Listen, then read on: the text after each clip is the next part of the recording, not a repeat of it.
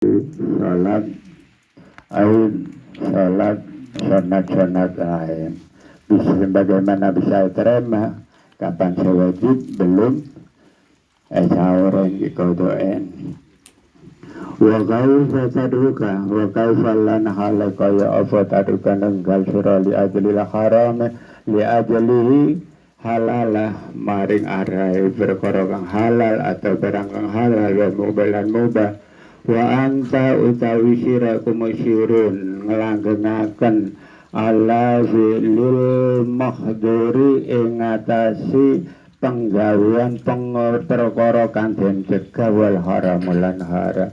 Bagaimana mungkin bisa diterima kalau kita itu masih mengerjakan perkara yang dilarang dan masih mengkonsumsi barang yang haram. Wa kaifa lan halaka ya asatu najuh menajah menghadap ke Allah wa yad'una lan matur-matur ing Allah wa tusani lan muji-muji alaihi ngatasi Allah. Bagaimana mungkin bisa diterima kalau kita itu masih melanggengkan perkara-perkara pekerjaan yang dilarang dan mengkonsumsi makan barang-barang yang haram. Sedangkan Allah wa dan Allah wal iyadu billah, Allah adalah zat pangaroksa billahi Allah. Alaika ingatasi sira God bendu kita dimurkai oleh Allah. Fahada dahir hali fahada mengko ikilah dahir kang pertalo hali tingkah al usati wong kang gawe maksiat al musyiru kang ngelapira-pira wong kang ngelanggengaken alal maksiat ing atase al maksiat wallahu tawi alaikum musta'anun dat kang den sembadane sebentah. Jadi kalau kita melaksanakan hal yang semacam itu, kita termasuk dimurkai oleh Allah, dibendu oleh Allah. Inilah gambaran orang-orang yang melanggengkan, membiasakan pekerjaan maksiat. Sain kulta, mongko lamun ngucap sira pama taubatun nasuhi. Sama namangka apa makna taubat utawi artane taubat nasuhan yang murni. Apa sih artane taubat nasuhan itu? Wa ma yang bagi wa malan apa yang bagi sayuk jana lil abdi maring kawula ayyab alahu yang dong lakone sapa abad yang bada hatta yakhruju sehingga metu minad dunya bikulliha saking sekabeh pira-pira dosa. Nika termasuk yang akan dibahas apa taubat nasuha nika dan apa harus dikerjakan bagi orang yang mau taubat itu sehingga dia terlepas dari pekerjaan semuanya yang bisa mengandung dosa, menghasilkan dosa. Fa'aqulu mongko ngucap ingsun amat taubatu anapun taubat adalah fa'innaha mongko satemene obat iku sa'yun lelaku min masail qalbi saking pira-pira lelakune ati. Taubat itu adalah semuanya pekerjaan dari beberapa pekerjaan hati. Wahia utawi taubat inda tahsili nalikane hasil. Jadi dengan taubat semacam itu beribadah bisa menghasilkan. Fi qaulihil ulama, para ulama berfatwa radhiyallahu anhum. Moga-moga Allah ngeridho ndak sedaya para ulama. Tanzihul qalbi, taubat itu adalah bersihno ati anit dunubi saking pira-pira dosa.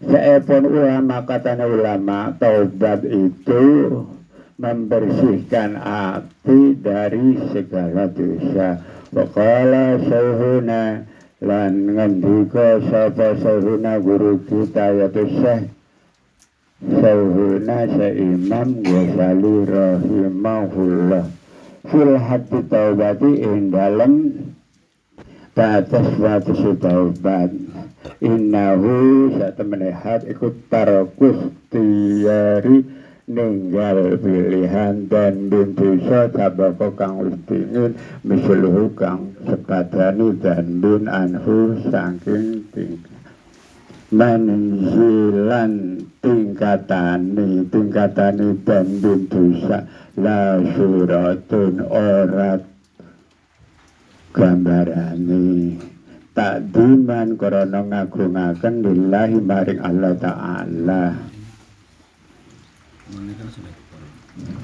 wa hadara lan korona wedi min syahatihi saking pendune Allah saya pun guru kalau bermanjenengan saya baca nikah sengarang ketam nikah saya Imam Ghazali tobat engki kadinto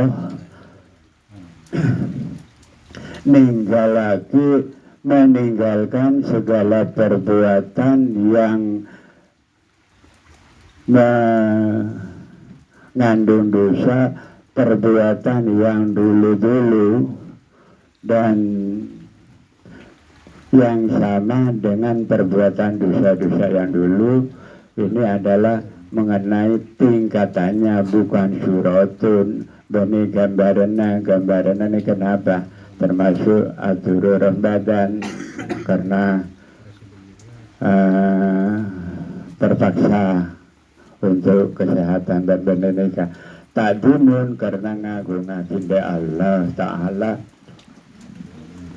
wa habarahu dan karena takwa min syahadihi karena merukan Allah Ta'ala falahalan tetap beritabat ida dalam kala sohuna nah menurut pendapat Imam Ghazali tabanika arba'atu syarat itu 4 syarat ihbaha salah satunya dari 4 ikut taruh tiarid dan meninggalkan tingkatan dosa wa huwa utawi tingkatan dosa itu ayuwati'ah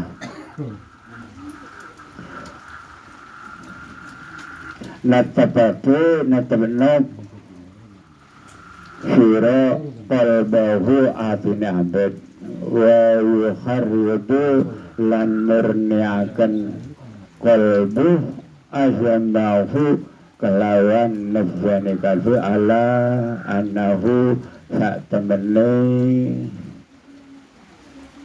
temene ala ing atas annahu sak temene abad iku la yaudu ora bakal baleni ila tendih maring dosa albatata babar belas. Jadi saya ucapkan guru bermenjenengan termasuk syarat nomor situ ninggal lagi tak ngelakonin lagi perbuatan dosa yang pernah dilaksanakan dulu yang sebanding dengan perbuatan dosa yang dulu. Sama intaraka mongko lamun sak temene lamun ninggal sira abanding dosa wa fi nafsi lan ing dalem awai abad annahu sak temene abad iku rubama terkadang yawudu baleni ilahi maring dosa au la yajimu utawa ora nejo ing dalem hati ala dalikas. Nah mondo orang-orang itu meninggalkan dosa terkadang-kadang bisa kalau ada orang itu bertobat tapi terkadang-kadang itu masih melakukan dosa dan hatinya pun juga tidak niat dengan bulat ala balika seperti ini. Jadi seperti di atas tadi itu bahkan dia tarat jatuh minder bisa ya enggak bainahu maka sak temene abad iku Rubama terkadang ya kau lahu tumifa sapa lahu maring awan apa artu balene fainahu mongko sak temene amben iku muntaniun nyegah anit dan bis saking dosa garut taibin bu saliyane toban menhu saking dan jadi ada orang itu tobat hatinya enggak niat untuk tobat tapi dia hanya mencegah aja dari perbuatan yang telah perbuatan yang dulu dosa-dosa yang dulu tidak akan memperbuatkan tapi kadang-kadang juga bisa berbuat maka orang itu bukan dinamakan tobat hanya dinamakan mencegah dari perbuatan dosa tersebut.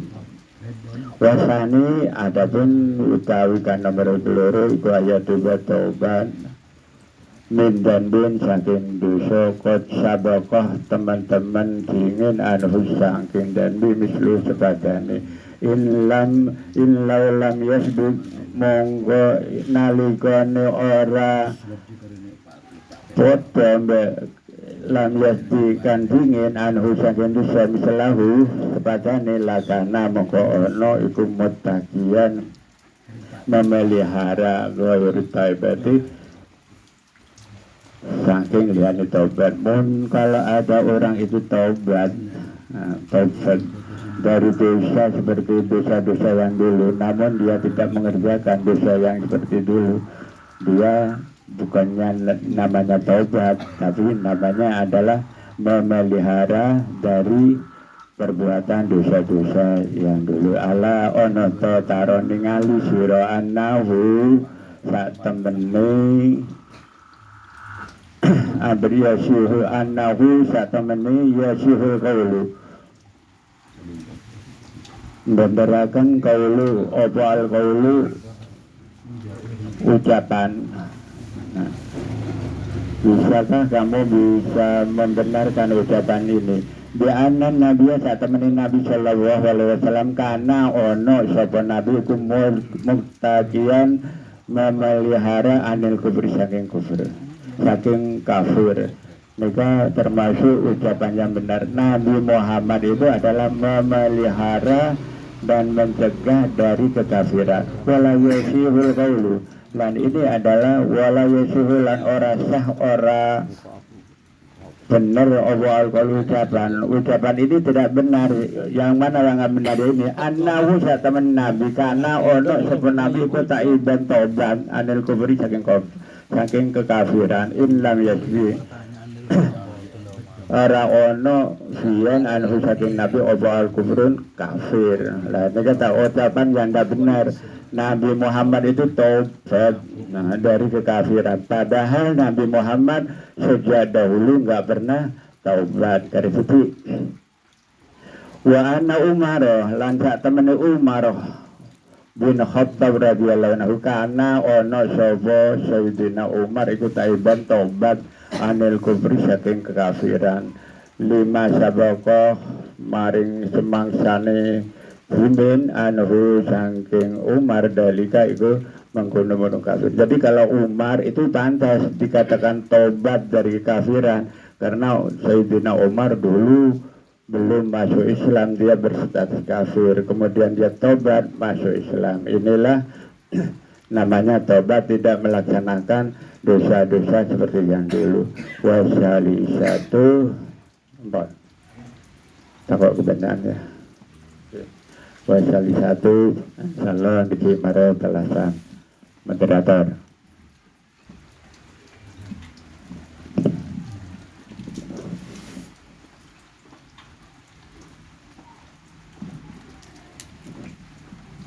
Alhamdulillah sudah dibaca Minhajul Abidin, masih menerangkan tentang akobah yang kedua atau urutan yang kedua yaitu akobatu taubah ya, tentang taubat. Meneruskan dari yang diterangkan oleh Pak Sis ini, meneruskan dari pertemuan yang sebelumnya itu yang dibaca insya Allah oleh Gus Amin ya.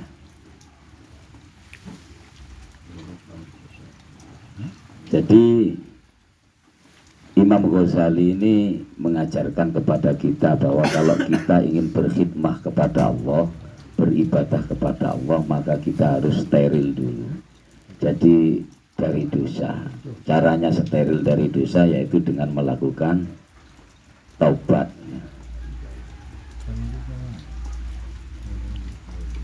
Bagaimana mungkin seorang yang berhati kotor dan keras akan bisa berbuat taat kepada Allah? Maka harus taubat dulu untuk supaya bisa berkhidmah pada Allah. Ini intinya seperti itu. Sebelumnya diriwayatkan oleh As-Sadiq wal Masduq, Rasulullah bersabda, ketika seorang hamba berdusta, maka kedua malaikat pencatat amal akan menjauhinya karena bau bajin yang keluar dari mulutnya. Ini ada semacam hadis itu. Jika demikian, maka bagaimana mungkin mulut yang berdusta ini bisa berpikir kepada Allah? Maka harus taubat dulu.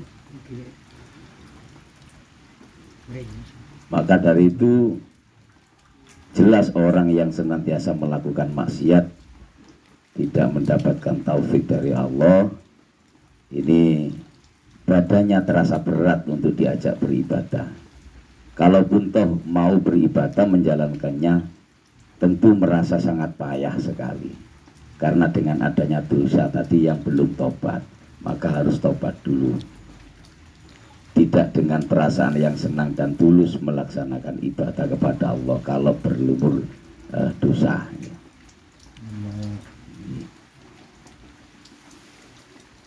Maka ketika kamu tidak mampu melaksanakan sholat malam atau puasa sunnah di siang hari, ini hal-hal yang sunnah ya, maka sejatinya orang tersebut telah terbelenggu oleh dosanya sendiri.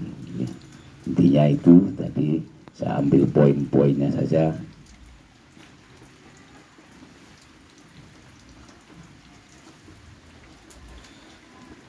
Keadaan lahir orang tersebut terus melakukan maksiat, jadi artinya orang yang selalu berbuat maksiat tidak mau bertobat ini ya, maka tidak mungkin untuk bisa berkhidmah atau mendekatkan diri kepada Allah. Maka syaratnya memang kata Imam Ghazali harus tobat dulu ya.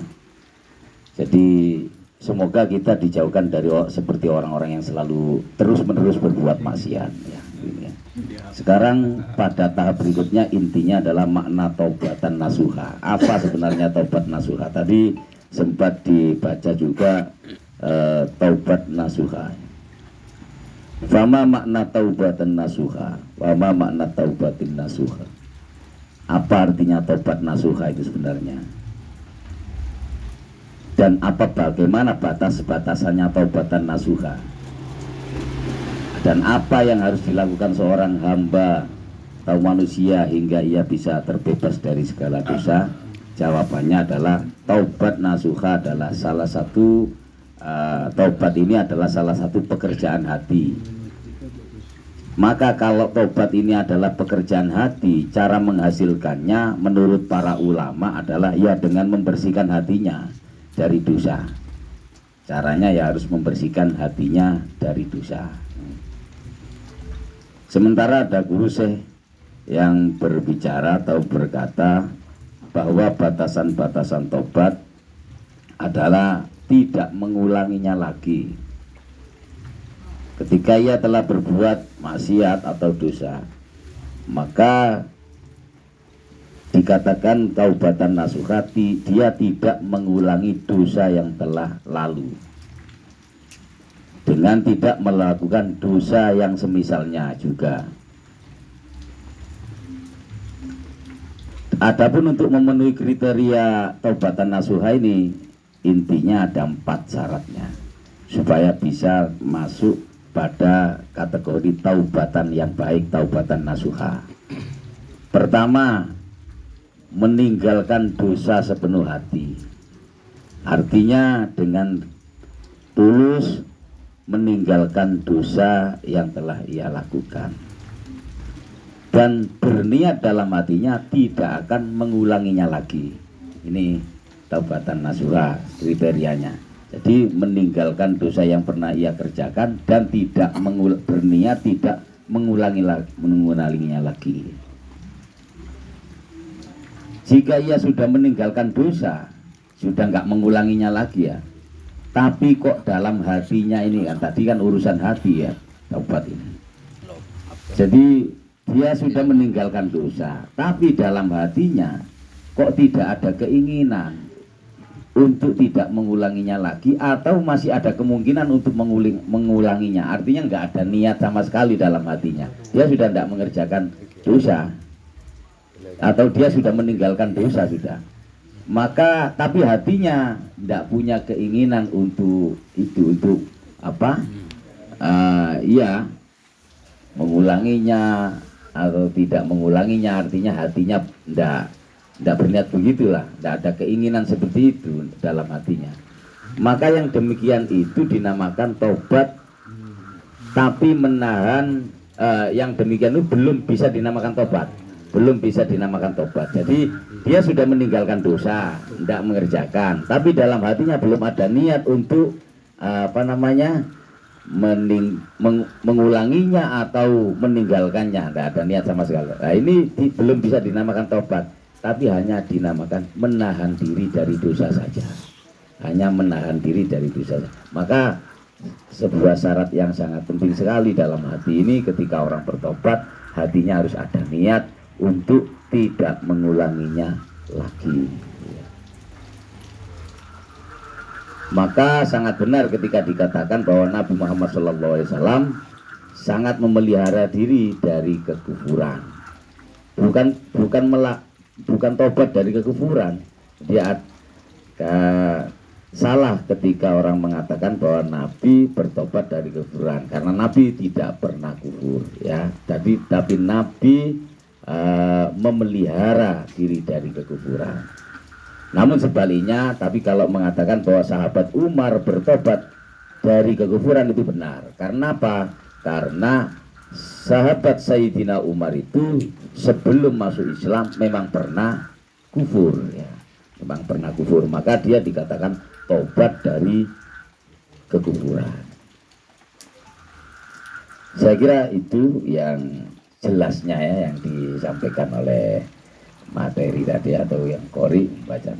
Itu monggo para jamaah untuk menanggapi atau bertanya mungkin, atau apa yang dapat iskal monggo.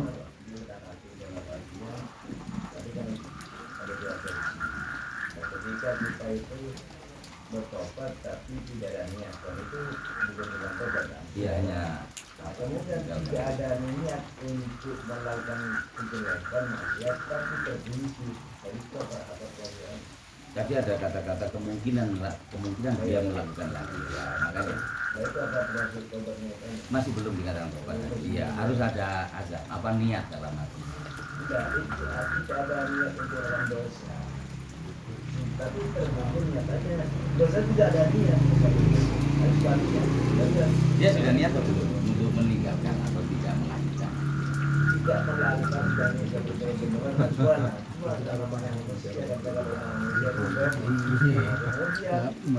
tergelincir pada dosa. Lalu apakah dosa itu tobat di dalam tobat enggak apa hanya dosa lain yang itu lah? Ya, sebatas pengetahuan saya, maksudnya kalau itu kan ya namanya tidak ada niat untuk melakukan, namanya kena sifat basarianya manusia, kemudian tergelincir ya, tergelincir.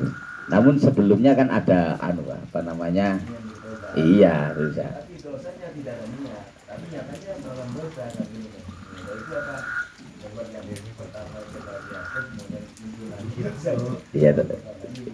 Kalau tobat sudah dikatakan tobat, karena intinya hati yang bermain di sini. Jadi ketika dia sudah punya niat untuk tidak mengulanginya, lah kok tergelincir kan berarti ya mungkin ya tobat lagi kan gitu. Entah yang lain, monggo kami persilakan untuk berpendapat dari ini apa Sabur ini, monggo. Mungkin diawali oleh Pak Zainal, Pak Gus Amin, atau Pak Rosid, monggo.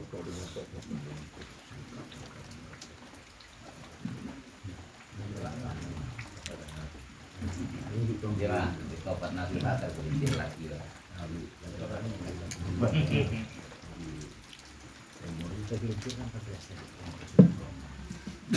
Jadi menurut pemahaman kula sementara seperti ini ya, mungkin nanti bisa disangkal oleh Bang Amin. Jadi taubat itu intinya kan dari awal itu kan saya pernah dibaca itu ketika orang itu melaksanakan sesuatu yang dilarang Allah berarti dia punya hutang. Hutang apa taubat? Jadi saya ulangi, ketika orang itu melaksanakan sesuatu yang dilarang Allah berarti ada andi otang. Otang apa? Taubat. Sebelum taubat berarti kita tetap andi otang. Rasanya seperti itu. Terus mau mengamati seperti yang dikatakan oleh Pak Teguh, saya kira itu manusiawi ya. Jadi ketika orang itu sudah tidak melaksanakan lagi, itu saya kira tidak bagus. Tapi di tengah perjalanan kok melaksanakan lagi gitu ya, itu saya kira manusiawi. Apakah membatalkan tobat yang pertama? Saya kira itu tidak, tapi perlu ditajdid tobat. Kalau tidak ditajdid berarti orang itu masih punya hutang lagi, harus tobat yang kedua. Cuma yang lucu ini gitu, berbanding lucu gitu. Itu saya sering itu dulu mengatakan seperti itu, mungkin coba aja ya. Jadi ketika orang itu tidak melaksanakan, mungkin dipahami nanti bisa dikalikan ibaratnya. Ketika orang itu punya tanggungan sholat fardu, ya, berarti dia punya hutang ke Allah untuk taubat. Taubat adalah yang harus melaksanakan itu. Dan versi ini Pak Amin, ketika orang itu melaksanakan sholat sunat sedangkan dia punya tanggungan sholat subuh, maka itu tidak dihargai sama Allah. Katanya sini berarti subuh andi otang tak berjam subuh. Lah seharusnya dia harus taubat untuk melaksanakan subuh. Lah sebelum itu dilaksanakan subuhnya, Pak saja kau lihat satu riba dia satu duha dan seterusnya. Menurut versi ini kelihatannya itu salah. Ya itu salah dan itu harus dilaksanakan lah. Apa yang wajib itu merupakan sesuatu yang harus dikerjakan. Apabila tidak dikerjakan itu namanya otang. Ketika otang itu harus didahulukan. Sunat itu perkara-perkara yang hadiah, ya bahasa Imam Ghazali hadiah itu. Jadi mana mungkin Allah menerima hutang sawaran otang hadiah sedangkan dia masih punya hutang. Dasarnya seperti itu. Kalau bertanya kalau sebut saya kira seperti itu, tapi dari Pak Amin ada jawaban yang lain Pak Amin. Ketika seperti itu apa dikatakan tobat atau tidak?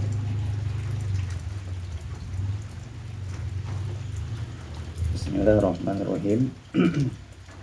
Ini saya bandingkan dalam kitab Riyadhus Shalihin.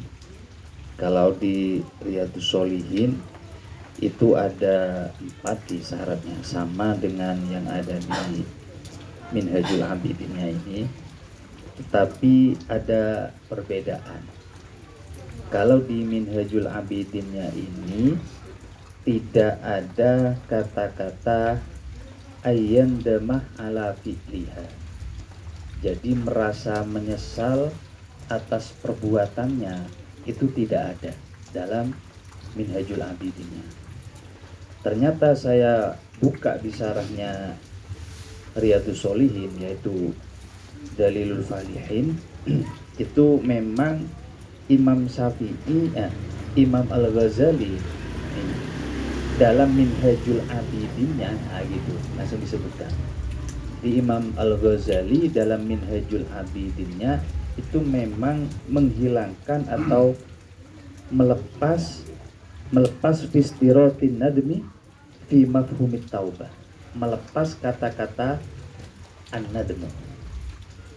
Jadi memang di Minhajul Abidinnya tidak ada, karena tidak mungkin allati kana mutalabbisan biha idza tastahilu at-taubatu ma'a mubasyarati dzambi.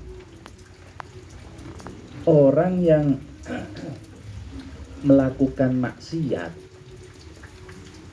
mesti dia mustahil bertaubat bersamaan dengan bersentuhan dengan dosanya tadi itu. Jadi kalau orang itu masih melakukan maksiat, dia itu mustahil kayaknya untuk bertaubat. Dia mau bertaubat kok dosanya masih dikerjakan terus, ini kayaknya mustahil. Nggak mungkin orang itu bertaubat kalau maksiatnya jalan. Mesti taubat itu ayyub li'ah anil maksiat, mesti melepas, mesti menghindar, mesti memutus. Dan kalau ada orang bertaubat tapi maksiatnya masih jalan, ini kayaknya mustahil gitu, nggak mungkin, nggak ada.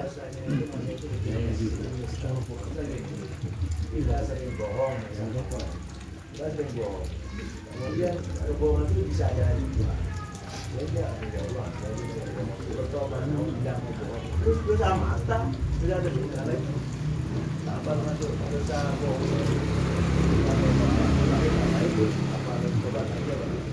Di sini dijelaskan ya, tidak mungkin orang itu tidak berbuat dosa, itu tidak mungkin. Maka apakah ketika dia berniat ayat zimah Allah ya'uda ilaiha abadan ya, dia berniat tidak akan mengulang kembali dosanya selamanya, itu ya tidak mungkin. Cuma itu harus ada ketika dia berniat taubat. Lah seumpama ini ada contohnya agak bagus ini, langsung saya titik tekannya ya. Fahada istihalun minhu al-ikla'u. Ikla' itu maknanya mencabut atau melepas. Al-muktasabu wa kada al-azmu ala alla yaf'alahu fil mustaqbal. Dia berniat tidak akan mengerjakan lagi dosanya di masa yang akan datang. Itu memang apa? Keharusan yang ada ketika bertaubat. Sedangkan mengerjakannya setelah itu tentu tidak bisa terhindar, Pak. Artinya yang harus ada itu ketika taubatnya itu. Ketika bertaubat, syarat-syaratnya itu harus terpenuhi, bahwa dia berazam. Azam itu kan berniat untuk tidak mengulangi kembali pada masa yang akan datang. Dosanya tidak akan terulang. Lah kalau seumpama masa yang akan datang dia mengulangi dosanya, apakah taubat yang di depan itu enggak, kan sudah, Pak. Jadi kalau sudah memenuhi, katakanlah hari ini saya bertaubat memenuhi 4 syarat, berarti taubat saya kan diterima secara syarat ya. Lalu 1 minggu atau 1 bulan kemudian saya melakukan dosa lagi, apakah itu bisa menghapus taubat yang ini? Ternyata kan tidak. Berarti ini yang perlu ditaubati lagi, karena dia sudah berazmu ayat zimah alla ya'uda ilaiha abadan. Ketika bertaubat dia sudah berniat tidak akan mengulangi dosanya lagi.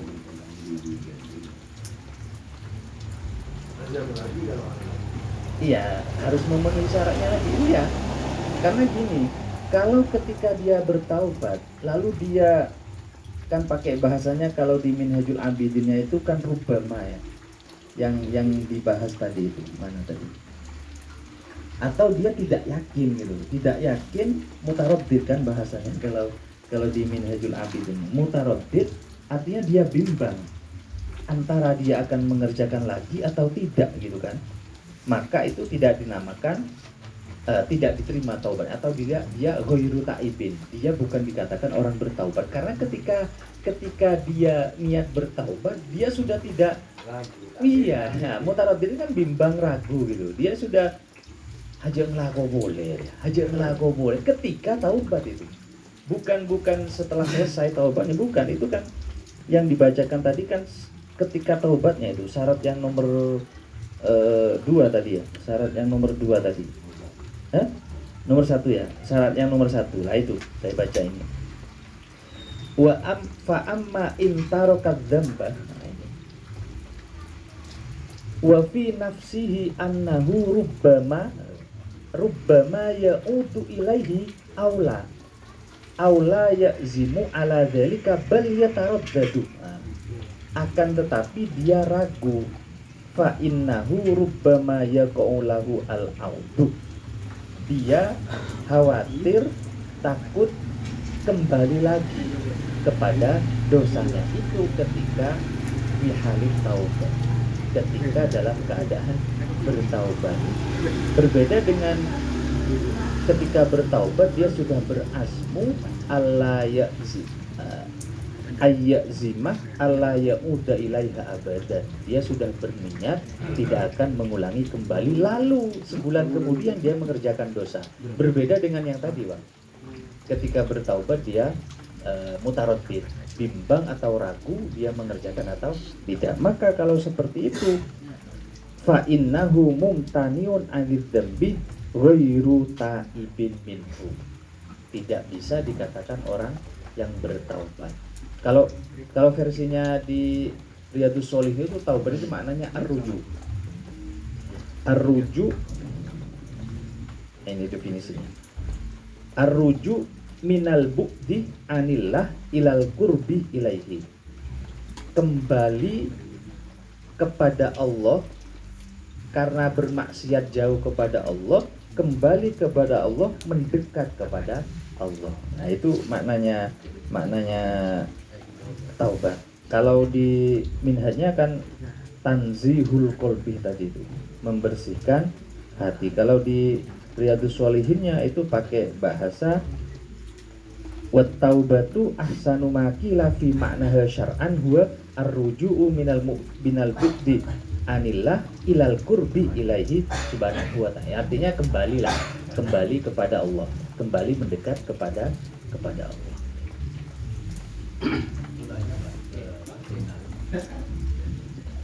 Kata Pak Zainal tadi untuk adanya finalkan meskipun sholat sunnah tidak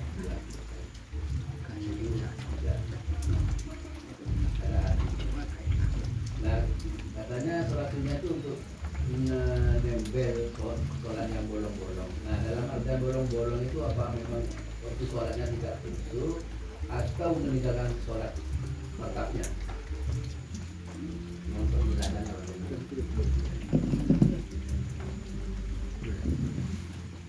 Jadi sedikit lagi maksud saya langsung contoh biar paham. Jadi seumpama Pak Kin ini meninggalkan sholat subuh, berarti sampai nanti apa? Belum. Kalau berada ya apa jangan duha, apa itu? Iya, dia kemudian duha masalah pokoknya selain sholat fardu. Sedangkan dia itu masih punya tanggungan kewajiban. Dan sekarang bagaimana ketika dipaksa untuk melaksanakan sholat sunnah seperti yang dikatakan tadi? Sehingga saya ibaratnya itu kalau sholatnya ya sah, cuma kaspo, dalam arti kaspo itu tidak ada gunanya. Soalnya apa?